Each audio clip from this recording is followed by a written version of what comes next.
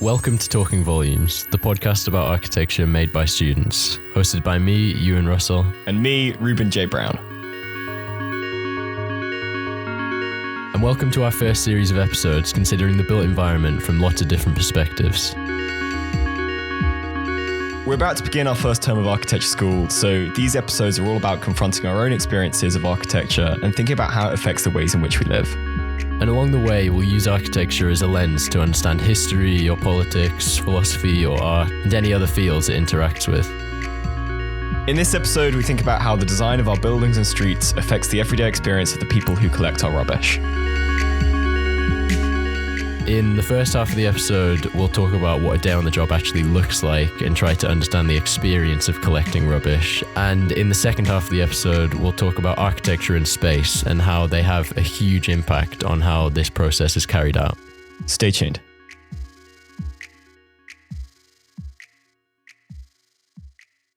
So Reuben, let's think back to April of this year. We've recently got our university offers to study architecture on the same course, and we've just started creating this podcast together. The UK is at the peak of the pandemic. School has been shut for a few weeks. Nobody's allowed outside except to buy groceries or go for a quick walk. And at the same time, you're working 9-hour shifts shoulder to shoulder with other people all over the city. Pretty much. So what was it that made you want to become a rubbish collector in the middle of coronavirus lockdown? Really a lot of reasons, I guess. I've been planning to work in a hotel for a month in the Scottish Hebrides after our exams to earn enough money to go interrailing. But then both the idea of travelling to Scotland or doing any exams quite quickly disappeared. Of course, and with exams cancelled, we suddenly had all this free time on our hands, but we couldn't go outside to use it. And I still wanted to earn the money if I could, because if it did become possible to travel in Europe by the end of the summer, I still really wanted to. So I applied to a couple of supermarket jobs, but those went really, really quickly. And then I was sent something Brighton Council posted on their Facebook. What did it say? Well, as with any job really, there were quite a few full-time workers for the city's rubbish recycling and street cleaning division who had a few underlying health conditions and had to self-isolate to stay safe and healthy. And then there's not enough people to be able to collect all the waste in the city. Exactly. I think we had a month or more when recycling wasn't collected at all because you get behind on the collections and it's really, really hard to get back up to pace.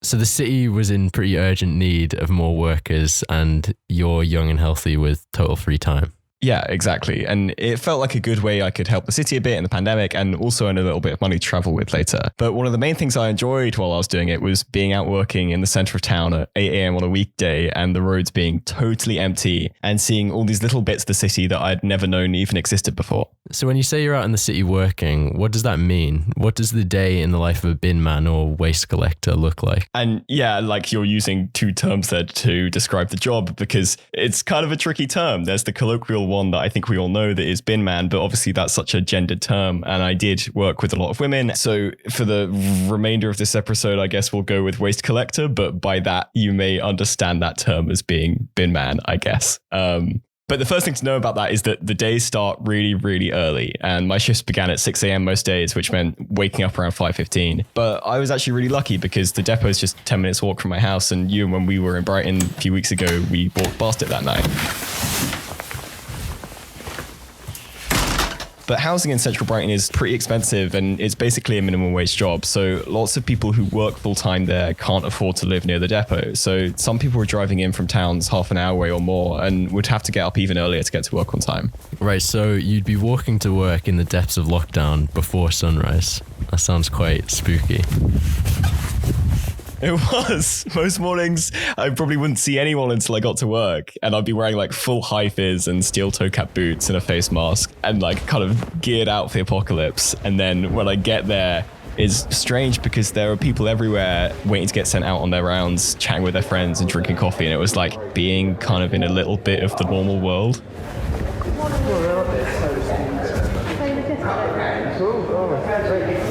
Yeah, and what was the yard like? What was the architecture of that space like? It was really interesting. It's this kind of weird mashing together of mid-1800s and mid-1900s buildings with some really new waste processing buildings as well. So the yard itself, where all the trucks are parked, is an old rail yard. And then the staff canteen, the changing rooms are housed in this really, really old brick and flint building that's sort of crumbling at the edges. And it's got this really lovely blue color on all the woodwork inside. And a couple of times I got to go down into the guts, the kind of basement of this space where some of the street cleaning equipment is stored. And there's like pigeons flying around in all these cages and this old broken piano. And it's this really forgotten bit of dungeon space that just stores little parts. It was really strange. And just above the yard itself, where all the trucks are kept and where everyone waits to eat lunch or go out and around, you've got these two gigantic 60s tower blocks which kind of leer over it. And they also reflect the sunrise in the mornings from the windows. And then just actually down from there, when you're done with a shift at the end of the day and you have to go tip the truck to like empty it out, those facilities were built when I was in infant school, and my infant school is just above it. And all the parents of the school were protesting about them building it. And there was this whole campaign called the Dump campaign, which me and my sister were like both on local BBC TV. And I feel really terrible about this because I was like 6 years old or something or whatever. I was like 5 or 6. And I'm being like held up by my mum at a protest. Like, oh, go and, go,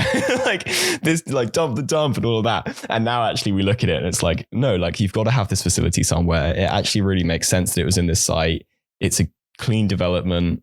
And it makes sense. And like it didn't have any impact on the school at all. So, I feel kind of bad about being like the 5-year-old at the protest. Being like, like, yeah, the one cry. Exactly. Yeah. Not in my backyard. Like BBC News crying, crying on the news. Were you like crying on the news? I think like some of the kids were definitely like crying about the dump on the news, like dump the dump. Anyway, it got built, but that's so really, really modern part as well. So it kind of spans all those ages. Yeah. It sounds like this very functional mixing of just buildings built at different times and like not feeling the need to knock it all down and build a new one because loads of those old buildings just would work for what they need to do. And it's in this old rail yard where trains would be stored. So it's like now the train line that was there doesn't exist, but obviously the whole area was built for storing vehicles. So store trucks there instead. And like the old building where the canteen is, I don't know what that actually was, but I think it was for people who were servicing the rail yard. It was like, it used to be a staff room. So just keep it like that.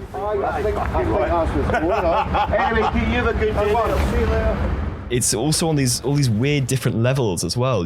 It's on slight bit of a hill and you've got the top area where the staff rooms and the offices are. And then there's this like really, really deep channel and you go down into that. You can drive the trucks down into the channel. That's like a kind of canyon almost. And down there is where the mechanics are because the trucks break down quite a lot because they're dealing with rubbish all the time and waste and they get all jammed up with stuff. You end up walking on top of the mechanics buildings when you're going into the staff room. And then there's this metal walkway that goes over those garages in the kind of big canyon, which goes down to like these other prefab trailer cabin offices and all the trucks themselves. So it's like this really kind of varied space that is, again, just super, super functional and kind of ugly, but also works. But anyway, I'd go over that walkway there and sign in, and then I'd just wait to get put in a crew for maybe half an hour or even like an hour sometimes. Really?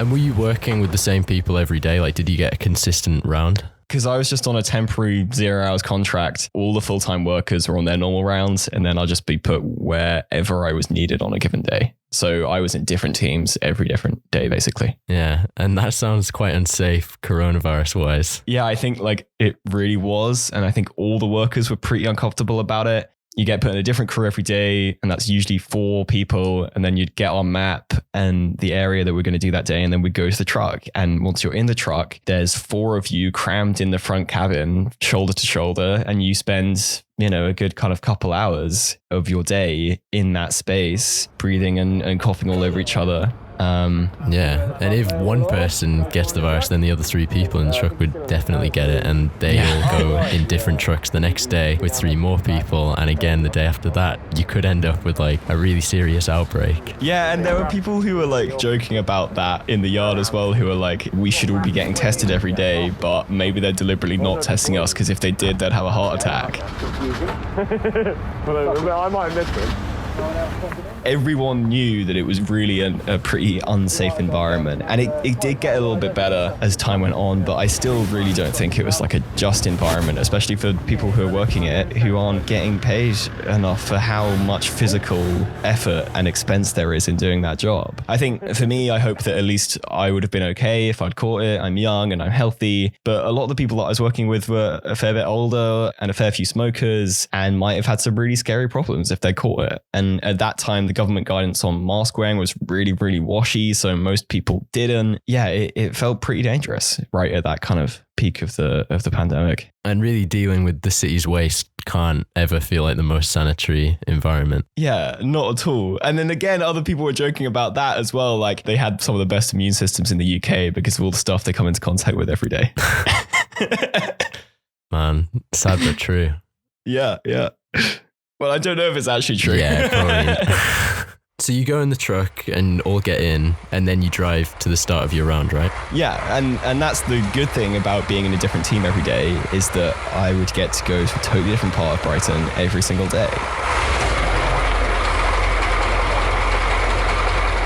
And with some teams, they'd be doing their round for years and years and know all the little shortcuts and the hacks to do it really, really quickly. There were people who knew like where the pedestrian paths were in like weird kind of cul-de-sacs, and the team of loaders would run around the little pedestrian paths to the next street whilst the driver would like go around and reverse in. And the driver would just tell me what to do and I'd go and do it. And then sometimes you'd be with other like really new workers like me or a driver who's never been on the round before. And you'd have to spend like a fair bit of time looking over the map and figuring out the most efficient way to do it. So when you say the driver would tell you what to do and you do it, what does that mean exactly? So I kind of alluded to it just then, but you've got two types of workers on the round and you've got drivers and loaders. And the driver is the kind of de facto leader of the team. And what they do is drive really, really slowly down the street while the loaders run to the curbside back and forth, pulling the bins from the side of the road and then taking them to the back of the truck, put them on these big hydraulic arms, and then you let the machine lift up the big heavy wheelie bins and dump them into the kind of jaws of death at the back of the truck. And then the bin comes back down and you'd run it back to the house it came from and grab the next one. And what's the back of the truck like, the sort of jaws of death? It's a scary place, man. Like, I'll talk about normal refuse because recycling is a fair bit more complicated, but you wheel the bin up to the back of the truck, and then the front of the bin is this standardized textured lip. And on the back of the truck is a set of teeth that bite into this lip. And you put the like lip of the bin onto the big teeth, and then it's connected to this massive hydraulic arm. And as soon as the teeth lock into the bin, it just starts lifting them up. And there's a bit of a safety catch on the teeth. So like it won't move if the bin isn't set right. But as soon as it goes, it pretty much just goes, lifts the bin up, the lid opens and all the rubbish pours out and then it comes back down again. And then in the truck itself, there's this gigantic metal blade that's just constantly like crushing down and churning all the waste and pulling it back into this compactor. So the big fear must be like a person getting picked up by the teeth and dumped into the jaws of death. Yeah, exactly. I had a kind of couple of close shaves, actually. Teeth catching on my t-shirt and lifting it up as I was doing the bin. Yeah, that's really scary, like having to work right next to that. In our 3 hours of training, that was the big thing. It was like, don't end up in the jaws of death. That's the number one thing. Don't get compacted. Do what you want, but don't get compacted because the insurance payout will be a nightmare. So you say recycling was more complicated. In what way? Well, in Brighton, at least, we separate it into mixed recycling and glass. And in most neighborhoods, the mixed recycling, or commingle, as it's called in the business, goes into a big wheelie bin. So that's pretty standard. But then glass would be piled up in little black tubs on the ground. And like you said earlier that when you started work, they were pretty behind on recycling, and with pubs being shut and lots of at-home drinking, those tubs must have been quite heavy, right? Really, really, really heavy. When you're doing recycling, you use what's called like a twin pack truck. So it's got one of the big jaws of death things for mixed recycling and then another smaller one for the glass. And the technique was to put a big wheelie bin on the back of the small one and carry each house's tub or tubs to this big bin and dump it in. And after a few houses, it would get really full and you use the buttons at the side to lift it manually, and the glass would crash down into the truck with this horrible, disgusting noise that you'd hear from miles away. Yeah, like that's what I can hear in my house, like on the other side of the threshold. Yeah, like you'll hear it from miles away. If there's a bin truck in your neighborhood doing glass, you'll hear it all afternoon.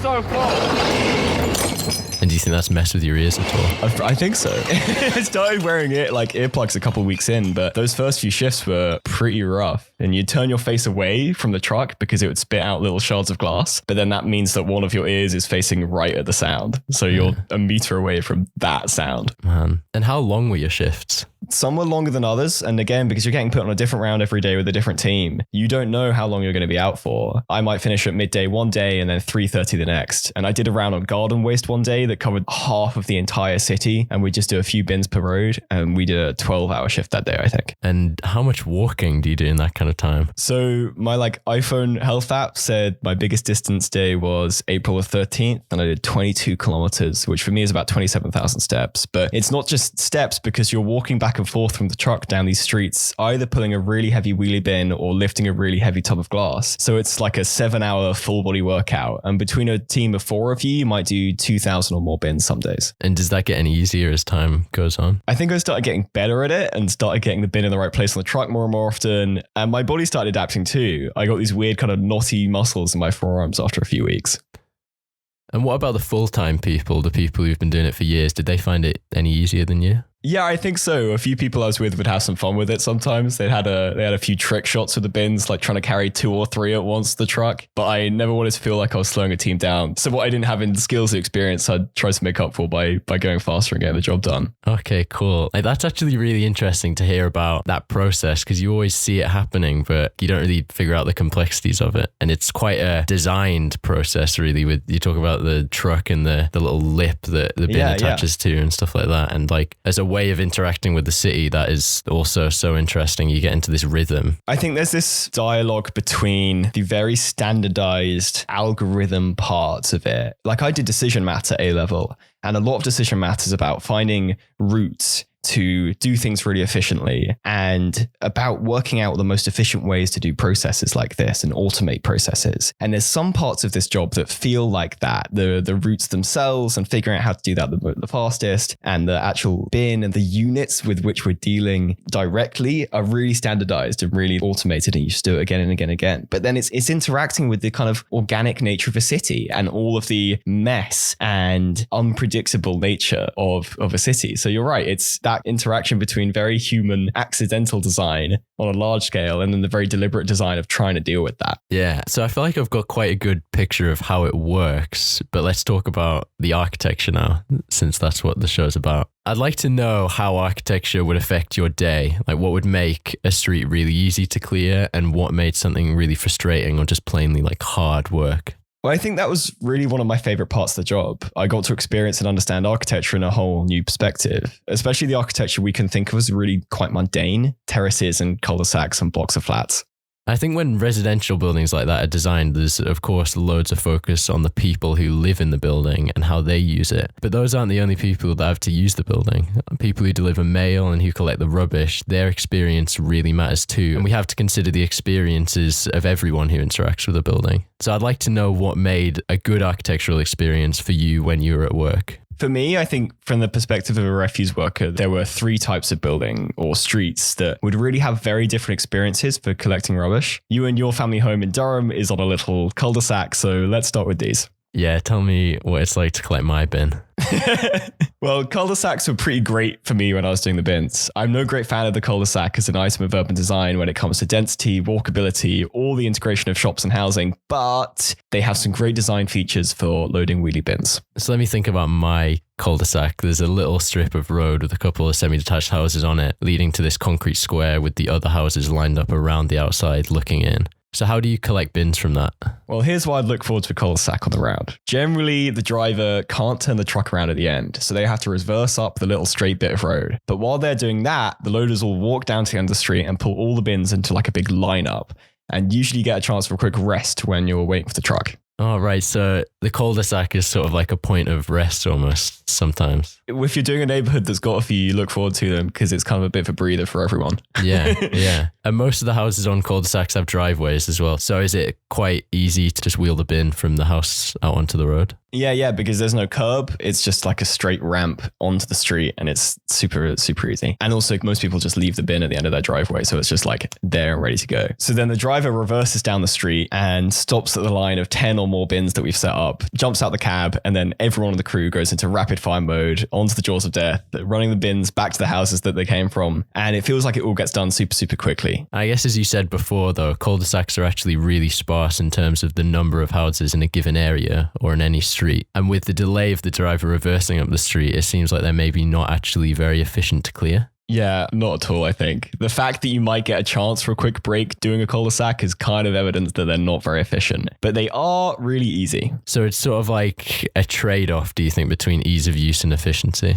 Well, you'd think that ideally the two would go hand in hand, and there is definitely a case of that happening. But first, I want to talk about the kind of street that I live on, a really long, straight Victorian terrace. So I was staying with you not that long ago, and your street is this long, gently downhill sloping road with lots of fairly narrow 3-story houses going down the whole length of it, almost all of them attached. The sides of the street are full with parked cars, so there's only really enough space for one-way traffic, and you've got big elm trees running down the whole length of both pavements too. Yeah, and this is very representative of much of what the central and inner suburban parts of Brighton are like, and really any UK city that had a lot of expansion in the mid-1800s until the kind of Second World War.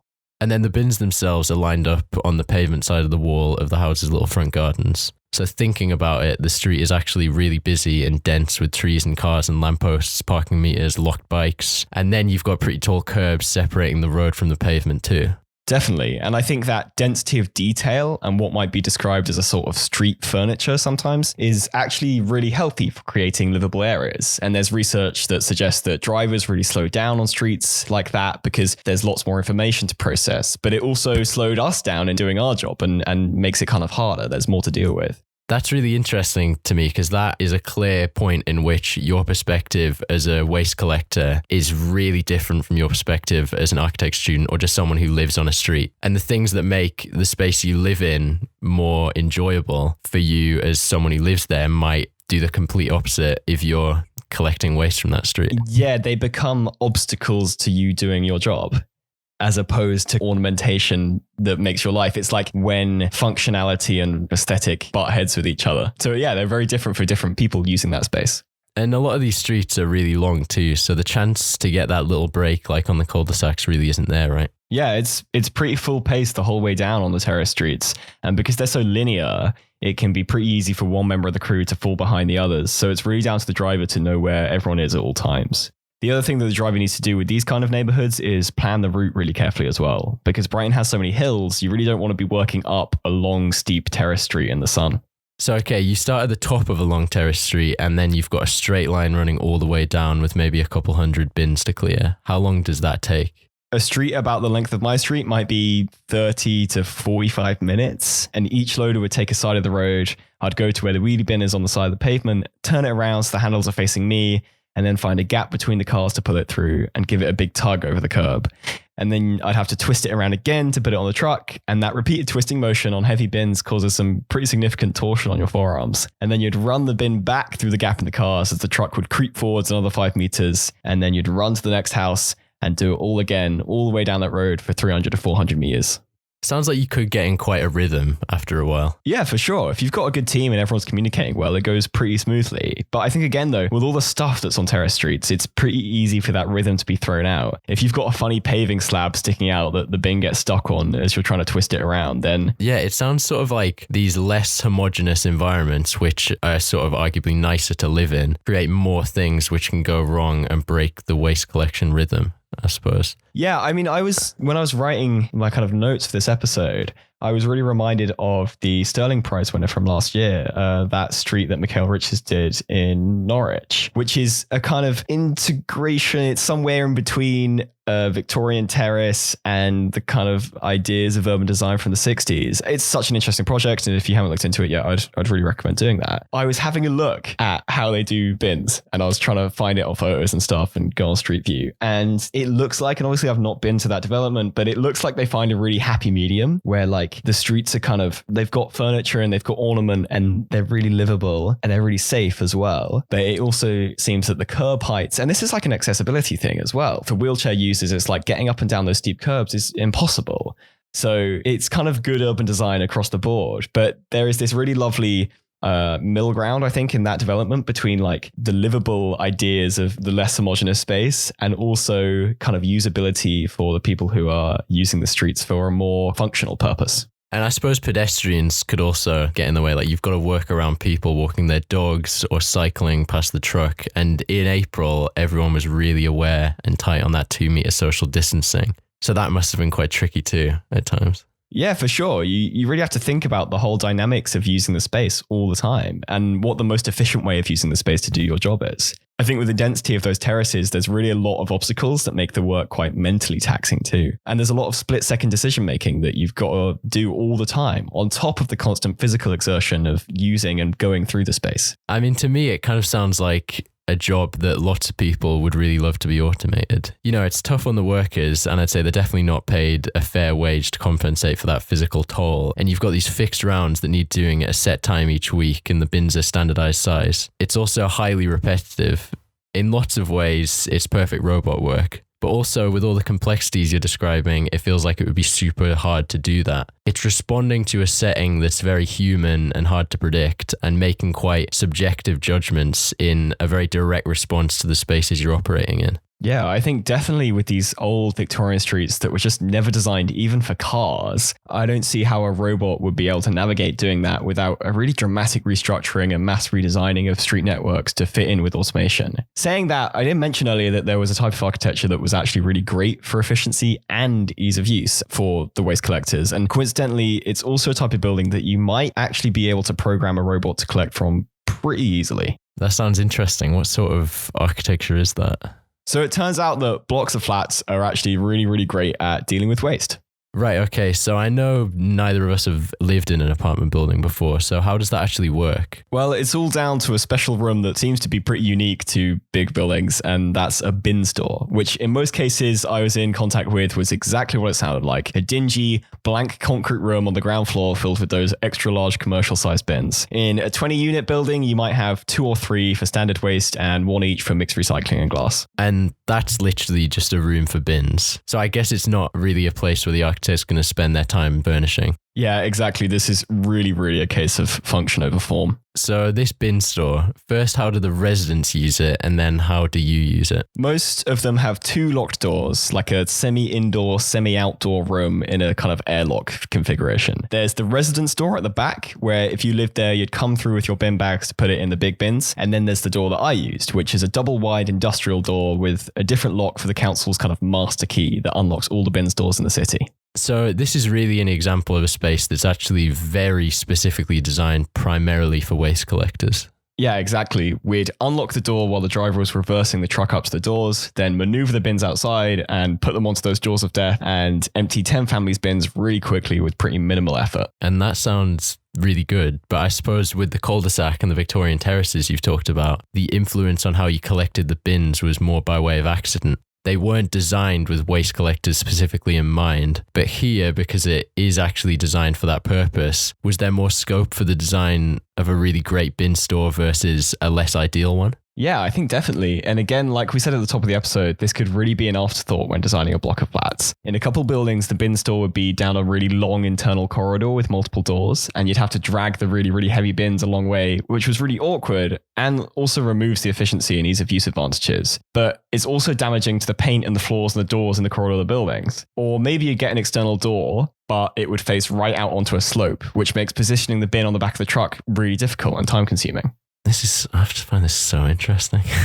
It is, like it genuinely is. Really I know. Interesting, man. It's like little tiny bits of design that could save time or... I'd love to do a little series going to drawing bin stores. You can spot the doors. So when I was looking at that Sterling Prize winning project on Google Maps, you can see a couple of the buildings have bin stores instead of wheelie bins. And you can see the doors. They're often wood double doors that have that slatting where it's like they're permeable. Yeah. You can recognize them. Once you start seeing them, you see them everywhere. I've literally in my mind just remembered one like around the corner from me. Yeah. Man, that's interesting. It's sort of like when I tell people about skate stoppers, I'm like, you'll immediately start seeing this all the time. Yeah, this bit of urban design. That sort of thing that you just wouldn't think about. It's things like this that you have to know about to understand how prevalent they are. I think with hostile architecture, that's kind of more damaging. Like it's good if we're all aware of it because you realize how antisocial our social public spaces really are often. And,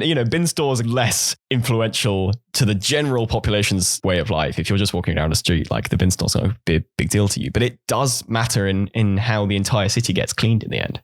Well, I think, again, that this is an example of how important it is for architects to really understand as many different perspectives of how different people use space and use buildings. and how considering those perspectives can make cities better for everyone. And it seems like when the process of how the waste produced by people living in a building was dealt with was actually considered and designed in, it made your life so much easier. I suppose there's also a kind of need for it not to be too precisely designed though. As is clear from how you're talking about Victorian terraces, the way in which we deal with waste has and definitely will change. So if spaces can be flexible enough to accommodate for a certain amount of change, then they'll be able to have more longevity and it'll actually make it easier for positive changes to our environment to happen and be implemented. Yeah, I agree. And it's a tricky one when we think about what change might mean in the 21st century, because change may well mean automation. And it depends what economic arguments you subscribe to around ideas of automation. But I think that if this job could be automated, it would be pretty great for everyone. And it's tricky because when we think about flexibility in architecture, if we think about allowing for change, there is this certain discord with what a robot needs, because a robot needs something inflexible, something consistent that's always there and doesn't change. And human beings are kind of innately against that. And actually, I was reading that Ursula K. Le Guin essay that I've been talking to you a lot about, which is a kind of exercise in utopian thought. It's called A Non-Euclidean View of California as a Cold Place to Be. And one of her ideas in this essay is to create a utopia in which robots do all the robot things. You know, all the things that are boring and we don't want to have to deal with and are fixed processes and functional. Robots can do that. And human beings are allowed to do art and the kind of aesthetic and the form finding processes. And there is this inherent discord between those two ideas. So designing for change in the 21st century, designing for what might be change is really tricky because you want to have flexibility for whatever the scope of change might be. But there's also the dream of the robot way of dealing with space where everything's in its fixed position. Mm. So it's tricky, but exciting. I think it's really something to think about. And maybe if we laid out careful design in architecture for waste collection, it can impact on how clean the city is as a whole. And, we are thinking about automation for how this might be done. Maybe there's a truck that drives itself around the fixed route and two little worker bots come off the sides and collect the bins, and they've got NFC tags that automatically unlock the bin stores. And I think that vision of the future can start coming together. Another thing that I think is really interesting is like space is subjective. Mm-hmm. Okay. There's all these meanings that we've ascribed to it. Like when I said you're making subjective decisions, like would sometimes in your decision making be, okay, there's two routes I can take a bin. Mm-hmm. Both are basically just as efficient, but one is more like, oh, that's not really a place where a bin should be near. Kind of thing, right. You know what I mean? Like, yeah. There's all these meanings in space that we've attached to them. So it's like thinking about how that would work with automation. Yeah, it's like maybe there's two routes that are just as efficient, but there's a young sapling of a tree in the path near one of them. And I would probably avoid doing that because I wouldn't want to accidentally hit this tree. But that is a subjective thought. Someone else might avoid a fancy car in exactly the same way because they wouldn't want to like damage the fancy car. So that, yeah, definitely subjective decision making that a robot isn't able to do. Yeah. And it just does expose how subjective architecture and our environment can be. Yeah, and none of these solutions is perfect. Yeah. I'd be really interested if you have some ideas of what architects could be implementing when it comes to waste collection from buildings. Yeah, definitely. I think the most important thing would be that if you're responsible for designing some big development, actually talking with the people responsible for waste collection in the city that it's in, finding out the size of the bins they use and what they would most like to see in that specific area is the best starting point. Like, what do the waste collectors want? Well, come ask what's easiest where you live. Yeah, I think there's a thing of like just empathy and understanding other people's experiences. Yeah, what if we wrote a list of every single type of person, every role that might ever interact with this building before we designed it, and then like tick off the kind of functions that each of those people will have to do and the places that they're going to interact with these buildings. You could start creating some kind of interesting graphics and maps and drawings with those lists, beginning to work through those lists of like, well, who can we talk to design this? And maybe, you get to this point where you can't catch all in a building. You can't do everything, but someone who collects your bins coming every week and they interact with it the same way every week. So that builds up a lot over time. And I think in my experience in Brighton particularly, there's a couple things that can really help. In streets of like terrace houses like mine, dedicating a space at street level for each house's bin and trying to keep the path from that place to the truck clear of obstacles would be really important. And I think that Sterling Prize winning project in Norwich actually seems to do that. But I think actually there's no reason why larger communal bins couldn't be used on all streets if we were designing specifically for them. And those bigger bins really are the best for ease of use and efficiency. And then in blocks of flats, not just thinking of the bin store as an afterthought room, but really considering the flow of people and waste to and from as you would consider the flow of people through a corridor. So effectively, it's about really paying attention and giving space to all the building's functions, even the dirty ones. And I suppose waste collection isn't the most glamorous and like sellable and investable part of the design process. Like when you have an architectural rendering, usually there's not much emphasis placed on the waste storeroom. No. They're very sexy, aren't they? Yeah. And waste is not that sexy. Yeah. But as we discussed, how it's implemented into architecture can have a huge impact on people's daily lives. Totally. And by paying attention to these spaces, we can actually keep the whole area cleaner, as well as the job of cleaning it much easier. Great. I've just got one more question then. Oh yeah. Well, what's that? I really wanted to know what makes a street absolutely terrible to take bins from. I have got an answer prepared for this, and I'm going to ask you to pull up a Google Maps satellite tab to do so, please. Dang it. I'm gonna pull one up as well, yeah. Where are you taking me on Google Maps? So if you go into Brighton and then search for Langley Crescent. Found it? This is the right one. This is quite far out. Yeah, it is quite far out. All it's right. it's a kind of like 50s, 60s development. Right. So you see you've got like these 3 grassy extensions coming off this long curving road. Yeah. So this road is awful and this design is terrible and it's so dumb for everyone and I don't know who signed off on it. I hate this street so much. So what is the problem with it? Like, what did it ever do to you? I mean, it might be worth getting up on Street View too, because my hardest day at work was definitely on this street and the one coming off it, Sandhurst Avenue.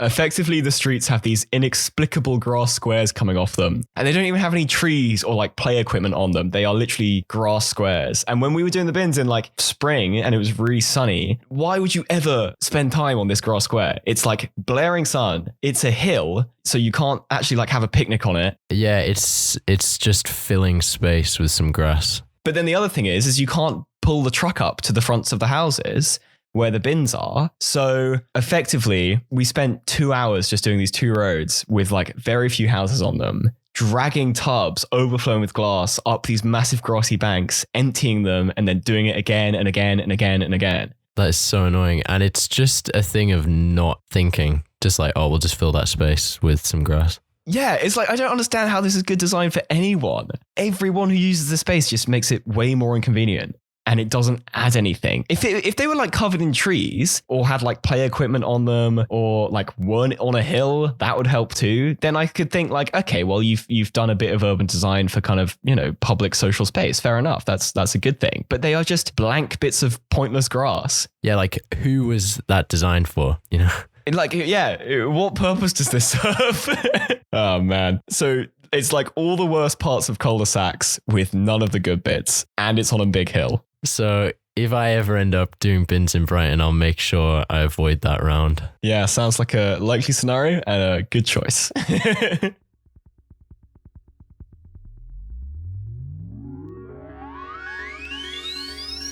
This episode of Talking Volumes was produced remotely in Durham by me, Euan Russell. And in Brighton by me, Reuben J. Brown. You can find some photographs and a summary of this episode on our website, talkingvolumes.co.uk. And follow us on Instagram and Twitter to stay tuned for new episodes.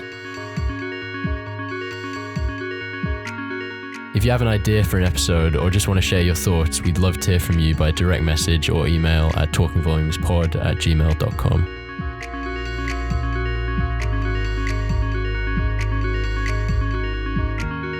We hope you enjoyed this episode and you'll hear from us soon.